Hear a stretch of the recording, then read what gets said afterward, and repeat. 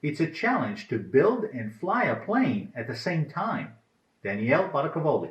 Greetings. My name is Joseph Yagar. Welcome to another Life in Perspective broadcast. My objective is to provide thought-provoking discussions so you can optimize your perspective on life.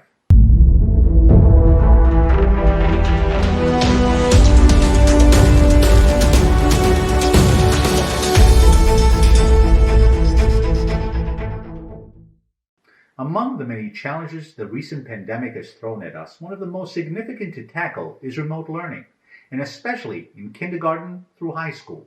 It is a serious challenge that has revealed both shortcomings, some with grave consequences, as well as positives that should continue to be explored and reinforced. I'll focus mostly on that demographic of the issue in today's discussion because I believe that the responsibility for both the creation and results of the system is spread among more parties than in the world of secondary and post-secondary education.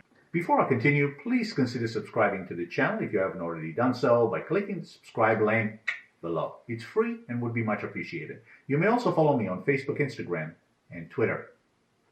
Pre-COVID, virtual interaction was mostly focused around secondary education and business. It was designed to make higher education more accessible and affordable to those in the workforce, with family and other obligations or restrictions. It was also focused on facilitating business interactions. Face-to-face was still coveted above the virtual, but COVID changed all that overnight. And regardless of how you feel about how it all unfolded and dealt with, the challenge is here to stay, and focusing on solutions that carry us forward should be our focus. Pandemics are likely to become a normal occurrence, but the chaos that ensues in our day-to-day lives shouldn't be. With that said, let's look at where we're at. For some countries, especially in Asia, this was nowhere near as bad because they have been through this multiple times. And although the Western world was warned that its time will come, most Western countries shelved the idea for more pressing issues, and thus have and still are paying the price, most notably with the economy and children's education. The two are not exclusive of one another. They have, unfortunately, for most with young children and young adults, exacerbated the challenges faced exponentially. The Western world's education systems were not ignorant to the impacts of pandemics, but were sorely unprepared. As such, lack of preparation and inexperience in anything will inevitably lead to chaos and disorganized approach, as we have clearly seen.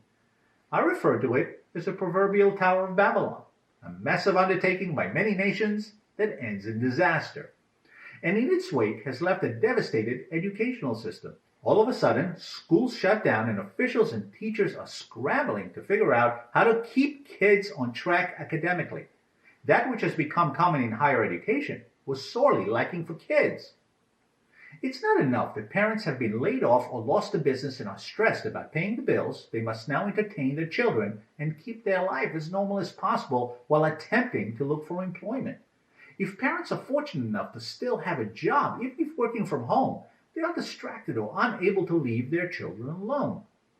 A rant by an Israeli mother went viral and echoed the sentiments of many worldwide when she said, "If Corona doesn't kill us, distance learning will." And so spring break turns into a prolonged summer vacation as the system scrambles to figure out how to keep the kids educated and out of mischief until they can figure out how to get them back to school safely. Eventually, the virtual experiment was off and running. And looking at the studies and results conducted thus far, this is what I see. It is suggested that Australia and the US were the most advanced and able to adjust to the demands of e-learning. Frankly, from where I'm sitting and with two honor roll IB teens at home, I'm holding off my applause. Their report cards and experience, despite their disciplined nature in academia, didn't measure up to their in-class performance. In fact, they actually admitted to struggling. Not something I heard them say before. Fortunately, they are blessed to have computers and internet access to attend whatever curriculum is offered. But what about the less fortunate kids in low-income communities that have none of that? These make over 20% of the kids in the public school system. They have greatly suffered the absence of school structure and oversight.